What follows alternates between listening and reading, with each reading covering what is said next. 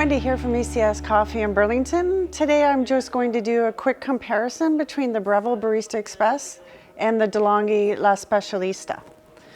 The Breville Express we've gone over before. I'm going to do mostly what's different between these two machines, starting with the grinder. Over on this one you have 18 settings.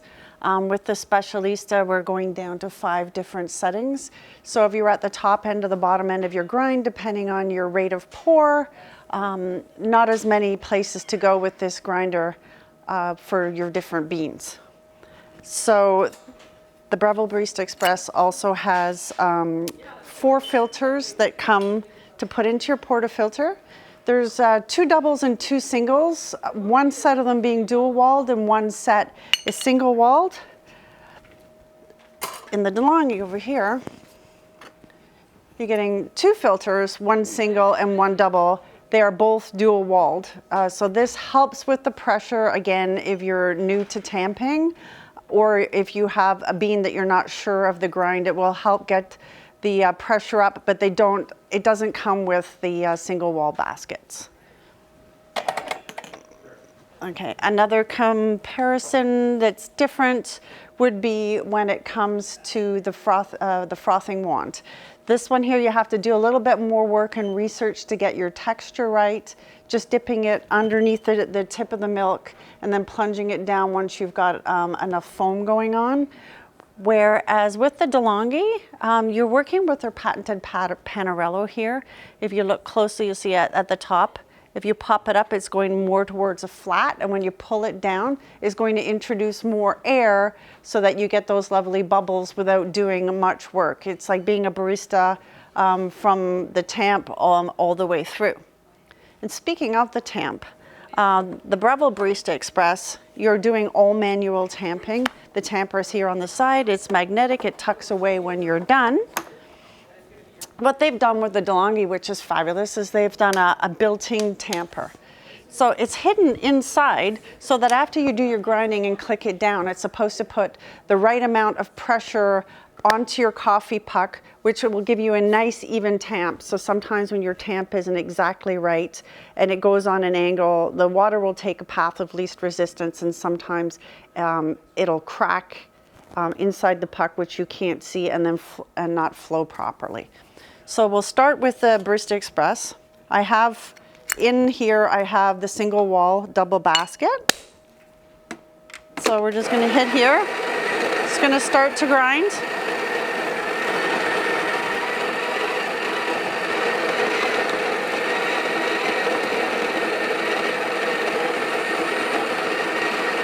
And I've set the volume on this one right at the front, so the most important part is the volume of your grinds going in to the portafilter.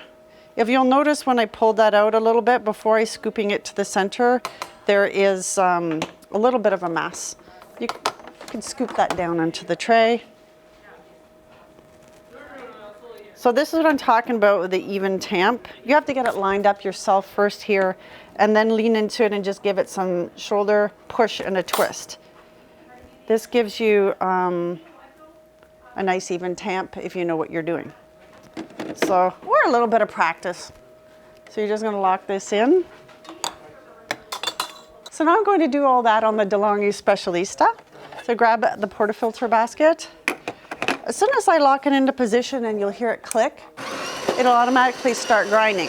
Since I had the dual wall basket in the portafilter, I have the 2 times button already lit up, ready to go for that. So here's what I'm talking about, the tamper. So I'm pressing it down. It's going to give it a nice even tamp. I let it go. Then I unlock it, a lot less mess. So I'm going to shake that out, because the one thing it doesn't do is polish very well, because when you're doing it yourself, you're pushing and turning, but it is nice and even. So I'm going to lock that in.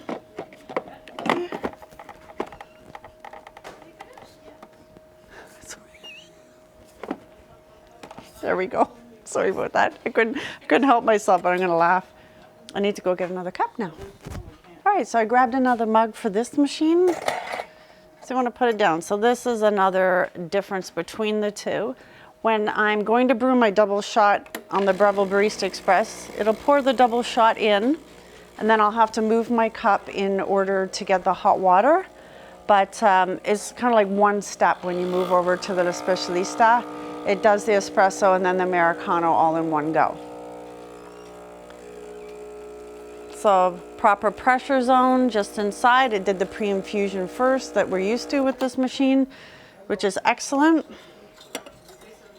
Then I would move my cup over, turn the dial away. It's going to top it up with 8 ounces of water if I'm not paying attention, but if I wanted a shorter pour, I would get to the ounces I wanted from my cup, and then I'm done.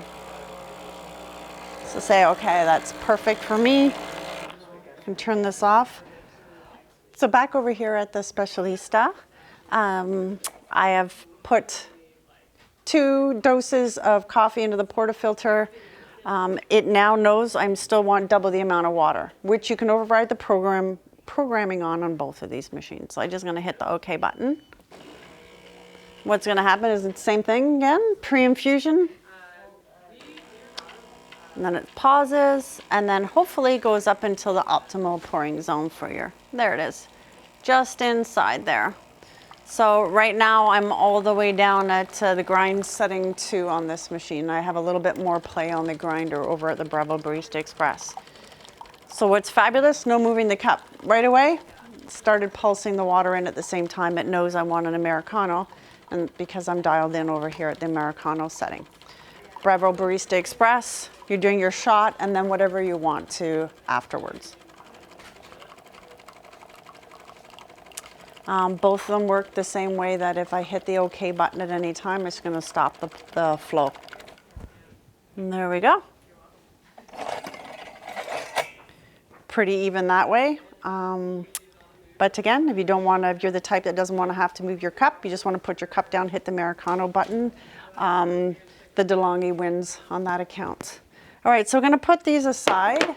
I'm just going to explain the another main difference was in how we're going to texturize the milk. So with the Breville, you turn it towards you now, and then you just get the steam rolling. And then once it's just heating up here. Now, and once it starts, I can hear the pump going thump, thump, thump. I'm just going to put it in. So at this point in time, I'm telling it how much bubbles I want by holding it just above. And then I have to work it and pull the jug as the milk gets stretched. I have to keep pulling the jug away, and it's going in circles. So you want to create that vortex. You have a little while with this one until it gets hot. So if you're just a beginner, no problem. You're just going to mix it in together afterwards. A little bit more bubbles, pull it down. It's still swirling away. I do temperature on both of these machines based on feel, even though Breville does have a great jug with a built-in thermometer. There we go. So you can just look at the temperature and you kind of know if you're more exacting than I am. So swirling around. All right. Then I'm just going to turn it off. So again, you know what you'll see here, you'll start to see that the machine will let off some steam. That's just a 3-way solenoid valve in the background. And with any milk, when you're using it on a machine, you should wipe it as quick as you can. You get a little bit of a buildup so you don't have to soak it afterwards. So with this, I don't know if you want to see here, it's nice and thick with bubbles. Just a little bit of playing around. So what they've done over here on the Delonghi, so if I wanted more foam, I will pull this down. Then I'm going to open up the valve on the side. It's going to flash here, and it's going to let me know, yes, I'm starting to heat up.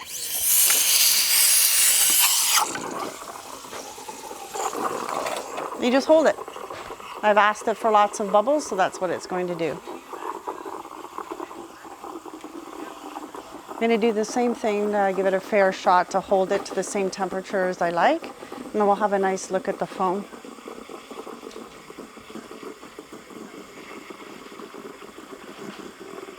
There's one thing before I forget that I want to mention about these machines, the MSRP. This machine is coming out at a higher price point right now. So just turn it off. Give it a wipe down. Right away. Lovely thick foam, and I haven't had to do any work. So beginner or somebody who doesn't want to have to fool around with pounds of pressure for a tamp or more of a mess with a tamp. The main downfall, in my opinion, of this machine is the amount of grind levels. We managed to get a great espresso Americano from this machine, but we actually are down almost at the bottom end of the grinder. So if I'm changing beans, I don't have a lot of movement. What most people don't realize is that every time you change a bean, depending on the texture or the blend of the bean, you do have to change your grind settings so that you get a nice even pour with a crema. The Breville Barista Express, I'm at number 8. I'm right in the middle of my grind settings, so if I change my beans, I've got movement on both ends. But so if I needed to go a little bit finer, I have 8 more selections to go. So the one thing that some people don't like about this, my husband being one of them, is it can create a little bit of mess. You just have to be a little bit more careful. When you're dosing out your beans, you have to make sure you mound it first before pulling it out of the machine and tamping. But once you have that, it happens quickly to get your perfect grind and your tamp and then move along. This ends up, in my opinion, and it's a lower cost, being my preferable machine. But if you want to come into the store, you're welcome to come in and try both and see what suits your needs. Looking forward to hearing from you. You can comment or question below. Thanks for visiting us here again at ECS Coffee. We look forward to seeing you in Burlington.